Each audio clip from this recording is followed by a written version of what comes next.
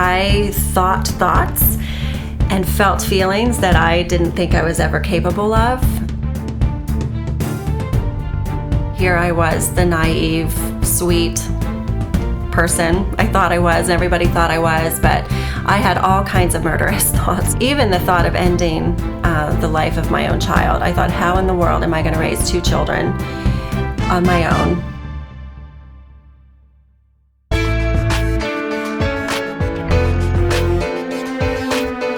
Welcome to the Brand New Me podcast. I'm Frances. And I'm Pam. And we are 2 women passionate about helping others thrive in life, not just survive.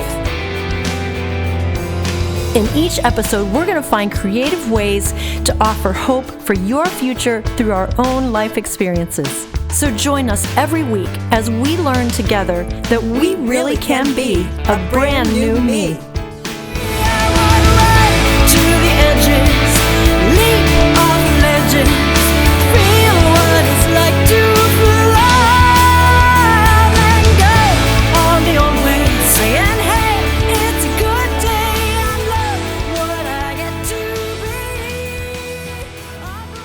Good morning, everyone. Welcome to podcast episode number 8.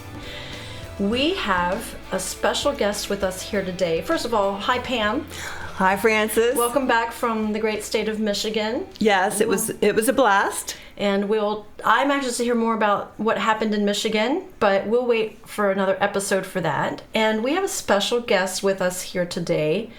Sharon Spirk is with us. Welcome, Sharon. Thanks. And it's great to be here with you, ladies. I'm honored. We have a heart on this podcast to gather stories of people who have been through things that are difficult. And Sharon has been through getting married and meeting the man of her dreams and having that kind of fall apart. Would you please tell us your story?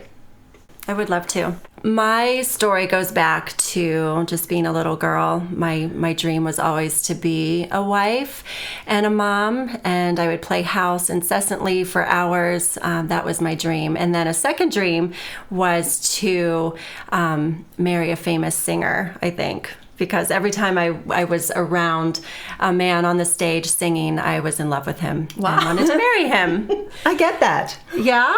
You Yes. do? So I think as I got older, I realized that all these men probably that I had heard were worship leaders. They were singing about Jesus, and I was very attracted to that. So into my adulthood, I really wanted to marry a worship leader. And so in 1995, I did marry the man of my dreams. He was a very anointed worship leader. He just was very gifted in what he did, and he was the life of the party. He was funny. I really felt like he was the ticket to my happiness. We got to do missions trips together. We went to Europe a couple different times. We got to do different ministry things through worship. But looking back, so much of my identity got wrapped up in that, and I hid behind that.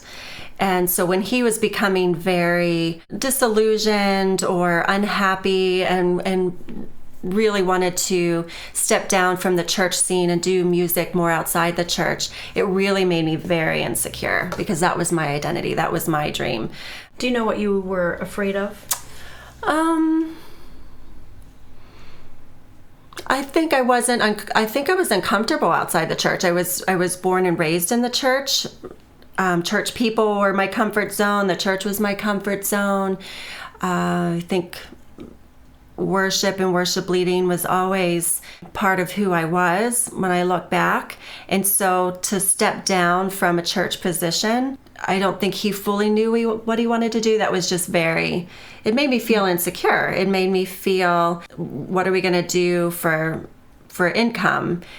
He was a dreamer, and so I think my fears really stifled him in some ways. So that was some of the breakdown of our marriage. By 2000, we had our first child, Lydia. She was born in 2000. By this time, he was just not in a good place. He was experiencing a lot of anxiety, just very unhappy. It really was the beginning of him looking to another woman for support and for understanding. And so they had developed this emotional bond because she was very understanding. She really had vision, I think, outside the church musically. She was very gifted musically. She was very gifted administratively. She was everything that I wasn't, that he was looking for. And so it just was the perfect setup for them to go into an all-out affair. So I didn't find out that it was an affair, a full-blown affair, until Lydia was pretty close to a year old. And of course, that was very devastating to me. And I started right away with counseling and just crisis intervention. It was definitely a crisis for me. How did you find out he was having an affair? Was it a gradual suspicion? It was a gradual suspicion, but I think I really was in denial, to be honest. I got married for better, for worse. I was raised in a very sheltered home. Divorce just didn't happen to me. That wasn't even in my scope of thinking. He was the first person that I ever loved, that loved me back, that I dated, that had pursued me to that extent. So I think so many of my insecurities were wrapped up in that as well. Like, who was going to love me again? He was my forever husband. So I really was in denial. I was in denial. So there were just more and more signs of this happening that I couldn't deny it, and people were seeing it, and people were coming to me, you really need to look at this and consider this and confront him. So eventually I did confront him, and he wasn't able to deny it. And so he moved out of the house and moved with her. But at that point, there were so many people that loved him and so many people that didn't want to see him ruin his calling and his marriage and his life. So there were actual 24-hour prayer vigils for him to come to his senses and for him to come back. And that was 2001. And in September 11, 2001, we all know the famous, infamous day that was. And he came running home. I want to get my life right. I want to do the right thing on 9/11 of 2001. So he came home, and I thought God was answering prayer, and really believed that God was going to restore our marriage. It wasn't perfect. His heart still felt very a million miles away, but I believed God was answering prayer and was going to restore my marriage. I had a similar situation where my husband was involved with somebody. My situation was a little different because I handled it just a little different, maybe because of my personality type. But I just went to him and said, no, this isn't happening. And you know what? He ended up just coming home within 2 days. And we did restore our marriage, but believe me, it wasn't easy. So I understand, when your husband came back, wow. You can just say that, he came back and we tried to work it out. It's not as easy as it is when you're just sitting here talking about it. Mm-hmm. It's very difficult because when you have dreams your whole life of serving God, which, we did. My husband was a pastor. Wow. And so we have these dreams and these visions of this beautiful, perfect life and how Jesus is going to use us. And then the big knife comes and cuts that. And so you wonder, how's this ever going to be restored? Right. And our marriage was restored, but I understand what you were going through, your feelings of, the hurt, first of all. And you have to say, okay, I'm going to put down my hurt and walk through this. So how did you put down your hurt at that time when he first came back and walked through it?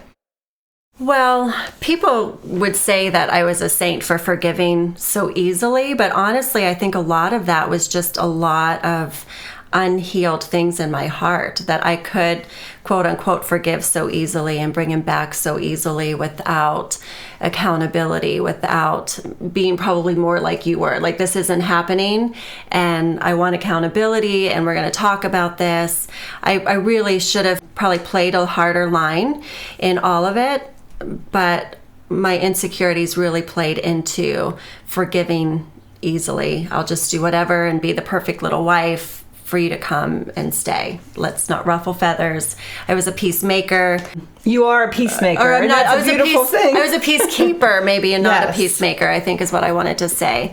So I got pregnant in that time period. I really thought that God was restoring and it was going to be okay. And I got pregnant in that time. And when I was 4 months pregnant, she called me up and said that they had never really ended their relationship. It had been ongoing. And it was a very, very painful conversation. That was more painful the second time around, being 4 months pregnant with our son, than it was the first time around. That's when I really felt the devastation. I felt hope the first time that he was going to come to his senses. The second time I felt crushed. That's when I felt like my hope was gone. I have stared out this window for way too many years. Can't anyone see my inside tears? I thought thoughts and felt feelings that I didn't think I was ever capable of. Yeah, here I was, the naive, sweet person I thought I was, and everybody thought I was, but I had all kinds of murderous thoughts, honestly. Even the thought of ending the life of my own child. I thought, how in the world am I going to raise 2 children on my own? How in the world was I going to be a mom of 2 children? Feeling the way I did, because I just felt so weak and so empty and so lifeless, and my life was over, and I had murderous thoughts. You know, I wanted their life to end. It just all kinds of crazy thoughts I never thought possible. It was a really, really low place in my life. When I was 8 months pregnant, he asked me for a divorce. But looking back, I'm just so thankful for my support system. I had an amazing support system. I had amazing parents. I had amazing counselors that really helped me in the beginning stages of forgiving and walking through forgiveness. And I'd have to say, from this point forward, that's probably the strongest, most important thing of my journey, is the journey of forgiveness, and that it is a journey, and it's not a once and done thing. There was so much anger and so much hurt and so many layers. And so I birthed this beautiful baby boy who is so full of purpose and gift, and he is such a joy and a delight to our family. I can't imagine life without him, and I think that's just the most amazing thing about God, is how redemptive he is, and there are no mistakes, and he can just take the worst pain and the worst ashes and make something so beautiful out of it. And so through the years, God just sustained me, sustained my children, was a father to them. When I was a little bit of an emotional absentee mom, he was there taking care of them. Amazing counselors, amazing just people in my life. I call them Jesus with skin on, because I think for so long I was even mad at God for allowing that to happen. Like, how in the world could he let that happen to me, of all people? This was my dream. What did I ever do to the Lord? I just have always loved him, have been this worshiper. How could this happen?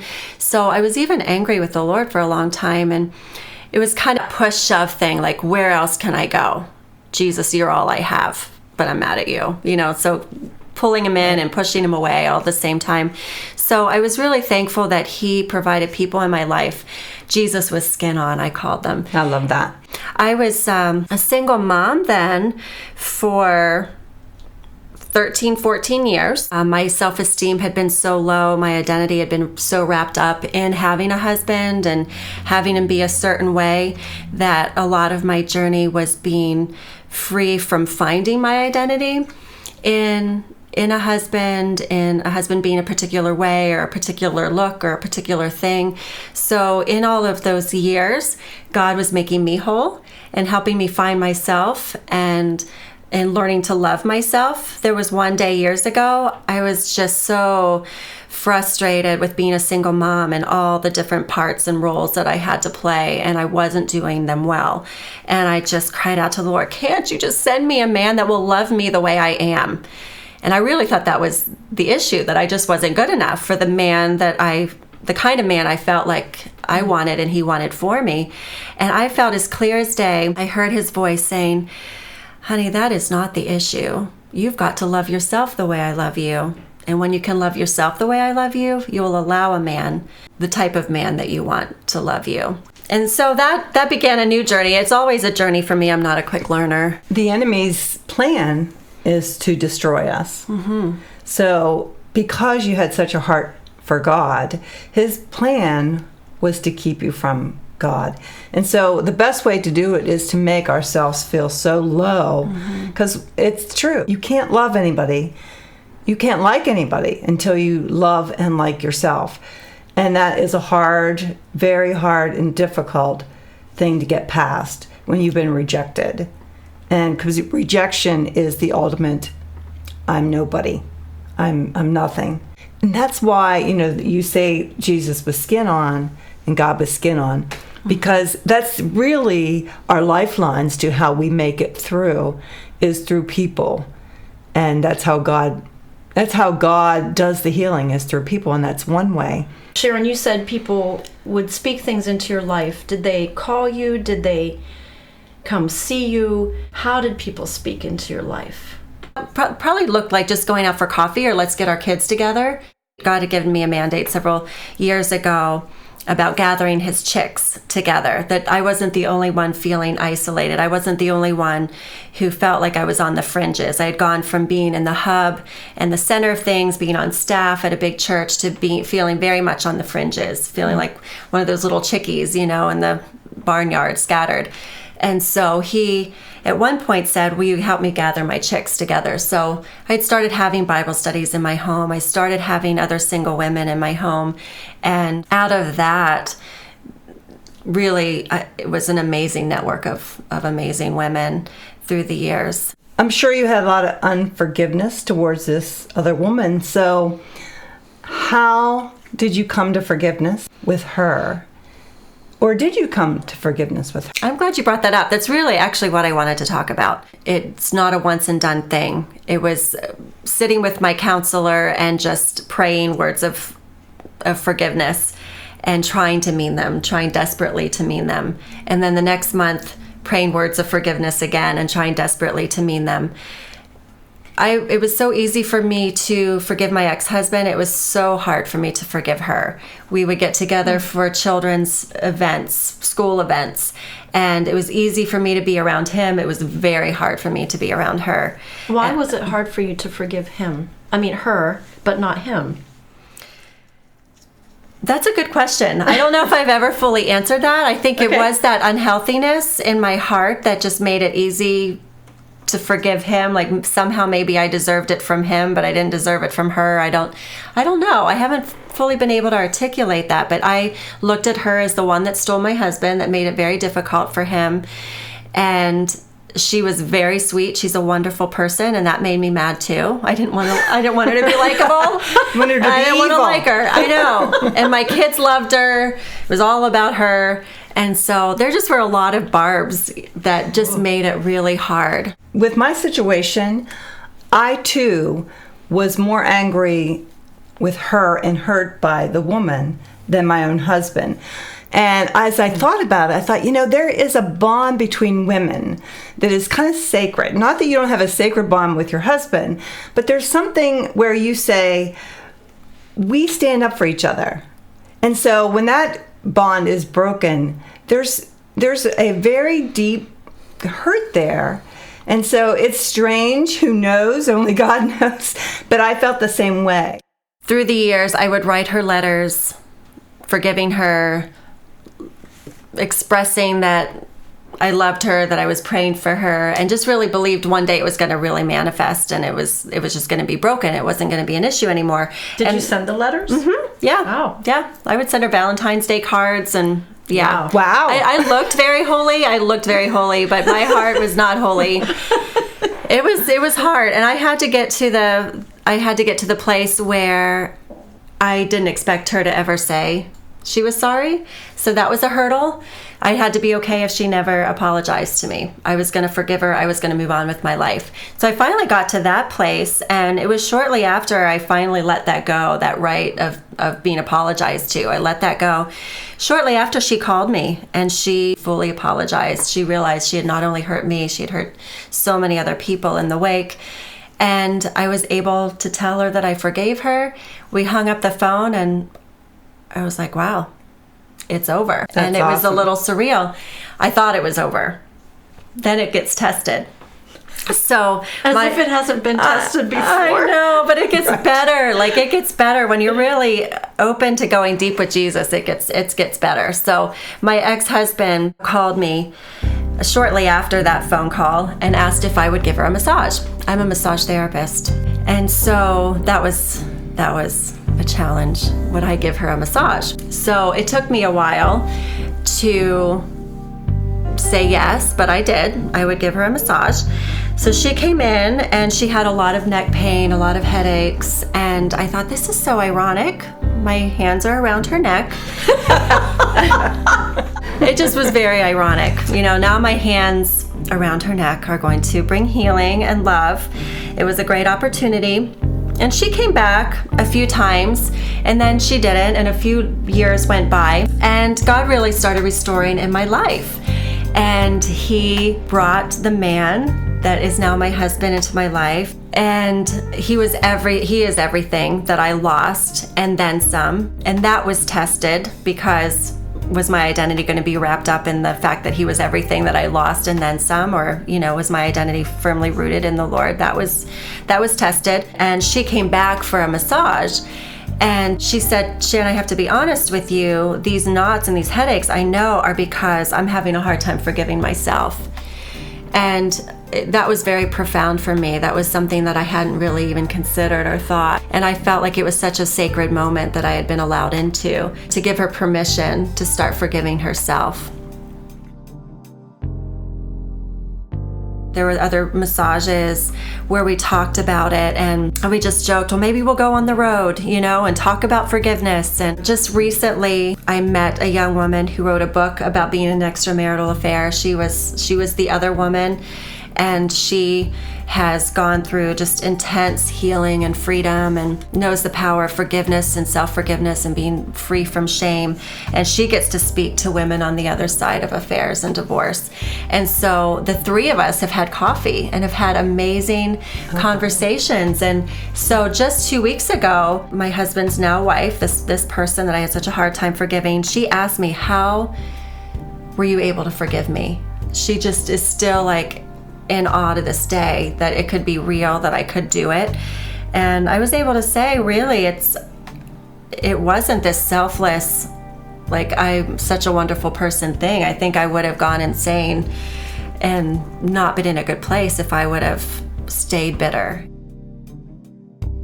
I said, a month ago, I don't think I could have said, I want to be your friend and I love you, but I can sit here beside you today and say, I want to be your friend and I love you, and have this conversation.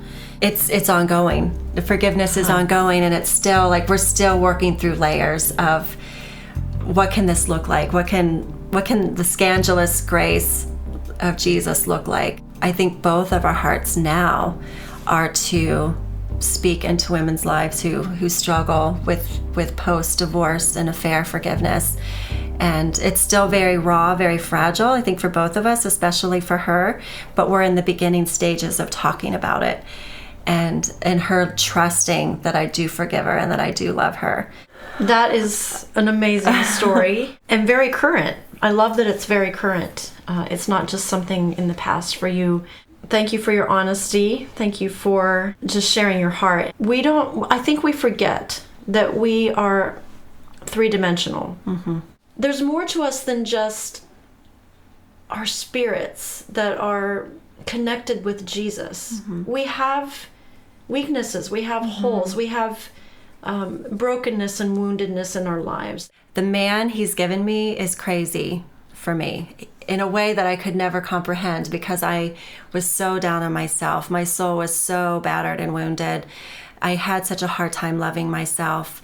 And he was the caliber of man I was talking about, that I never was going to be perfect enough to attain. Somebody like that loving me. I call my husband, Tim, Mary Poppins sometimes because he is practically perfect in every way.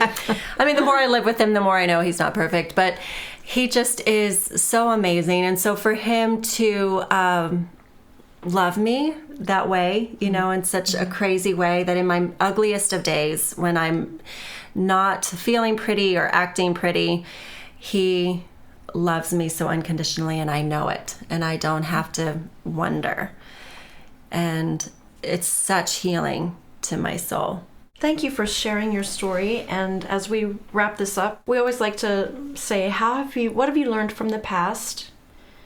What do you love about your present right now, or how do you embrace the present? And then how are you leaning into the future? What do you see ahead for you? 2 things from letting go of the past is forgiveness, the power of forgiveness, and also not finding our identity in the past, but finding our identity in Christ solely. But in the past, there are clues to our calling, our purpose, our design. He redeems those things. And so it's been fun looking back and seeing this silver thread of redemption, letting go of the past in a way that I'm not finding my identity in that. I'm not the victim. I'm not a divorced person. I'm not, that's not my identity. But those things point to how God can redeem in my life. I embrace the present. Boy, I think that's my biggest challenge, embracing the present. I feel like all my life I was pushing the fast forward button because I didn't like it. And now I feel like, can I push pause, please? I've got 2 teenagers that are growing way too fast, and it's such a sweet season in my life right now. And so I just want to be so intentional and just seize moments. And I think praying about this today, gratitude is just huge in staying in the moment, just being so thankful for what God's done and where we're at now. And, you know, there's always a house project, or this needs to be done, or that needs to be better. And it's so easy to get your eyes off the present, but to see where he's brought us and how he's blessed us is just so amazing. So I'd say gratitude is the biggest way of loving your present. And leaning into the future, I want so many people to be inspired by hope, by our story, finding that silver thread of redemption, those things in your life, the pain, the heartache, the trials, the dreams, and seeing how God puts it all together for your story. My biggest desire from my story is that it will give other women hope, that it's never too late. My husband was 49 when he got married for the first time, and I was single for quite a few years before my first marriage and a lot of years before my second marriage. I did a lot of waiting for the one thing my heart desired the most, but it's never too late, and it's always worth the wait when God's in it. I lean into the future with lots of hope, and lots of hope for my single girlfriends out there, and for divorced girlfriends out there who wonder if their life can ever be restored. There is so much hope.